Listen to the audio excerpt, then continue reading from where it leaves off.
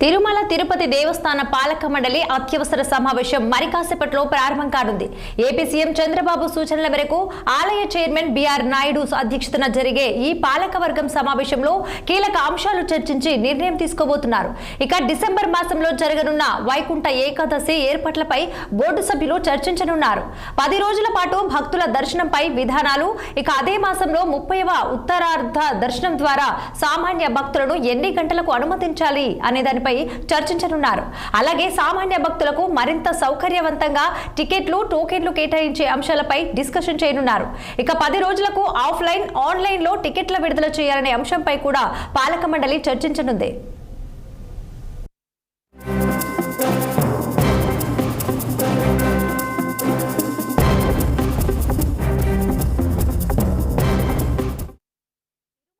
దేవస్థాన పాలక మండలి అత్యవసర సమావేశం మరి కాసేపట్లో ప్రారంభం కానుంది.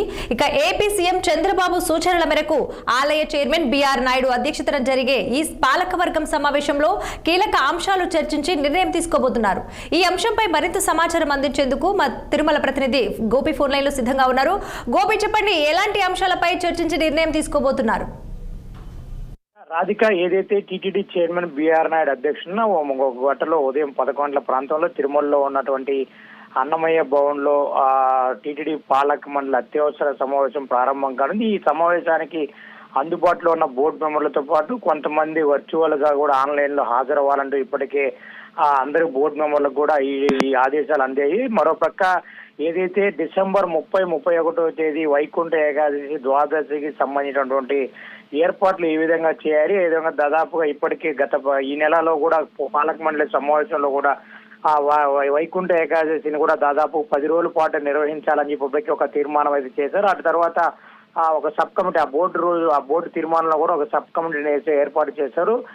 ఏదైతే గత సంవత్సరంలో జరిగినటువంటి వైకుంఠ ఏకాదశి తొక్కిసలాలకు సంబంధించినటువంటి తిరిగి పునరావృతం కాకుండా ఉండేందుకు కూడా వైకుంఠ ఏకాదశి, ద్వాదశి సంబంధించినటువంటి 2 రోజులు ఏ విధంగా తిరుమలకు వచ్చే భక్తులకు ఎటువంటి ఏర్పాట్లు చేయాలి, అదేవిధంగా దాదాపుగా 10 రోజుల పాటు వైకుంఠ ఉత్తర ద్వార దర్శనాలు తెరిచి ఉన్న నేపథ్యంలో భక్తులకు తిరుమలకు భక్తుల తాకిడి ఎక్కువగా ఉన్న నేపథ్యంలో కూడా తిరుమలకు వచ్చే భక్తులకు ఎటువంటి ఏర్పాట్లు చేయాలి, మొదటగా 1-2 రోజులు ఆన్లైన్ లో విడుదల చేయాలా, లేకుండా 10 రోజుల పాటు ఆఫ్లైన్ లో విడుదల చేయాలా, దానిపై కూడా ఇప్పటికే తిరుమలలో శ్రీవారి సేవ వారి సహకారంతో కూడా భక్తుల వద్ద నుంచి ఫీడ్బ్యాక్ తీసుకున్నారు. అటు తర్వాత ఆ ఫీడ్బ్యాక్ ను అదేవిధంగా తిరుమలలో కూడా 2 రోజుల క్రితం కూడా తిరుమలలో పనిచేస్తున్నటువంటి జర్నలిస్టుల సహకారంతో కూడా తిరుమల అడిషనల్ ఈవో ఫీడ్బ్యాక్ తీసుకుని వాటన్నిటిపై కూడా ఈ రోజు పాలక మండలి సమావేశంలో కూలంకుషంగా చర్చించిన తర్వాత 10 రోజుల పాటు వైకుంఠ ఏకాదశికి సంబంధించినటువంటి సామాన్య భక్తులకు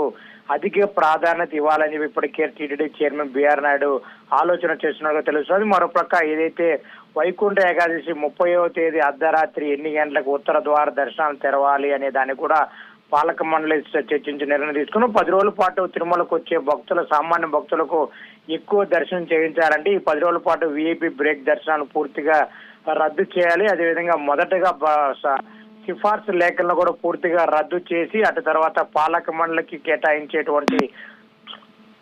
కేటాయించేటువంటి ఆ విఐపి బ్రేక్ దర్శనాలు కూడా స్వీయ నియంత్రణ పాటించాలని చెప్పి ఆ ప్రపోజల్ కూడా పాలక మండలిలో టీటీడీ చైర్మన్ కూడా ప్రవేశపెట్టినట్టుగా తెలుస్తుంది. మరోపక్క ఏదైతే గత కొద్ది రోజులుగా తిరుమల తిరుపతి దేవస్థానంలో ఉన్నటువంటి లీగల్ కేసులకు సంబంధించిన ఇష్యూలను కూడా రాష్ట్ర ప్రభుత్వ సూచనల మేరకు కూడా ఆ పాయింట్ కూడా ఈ రోజు పాలక మండలి సమావేశం చర్చించినట్లుగా తెలుస్తోంది. రాధిక. రైట్ గోపి.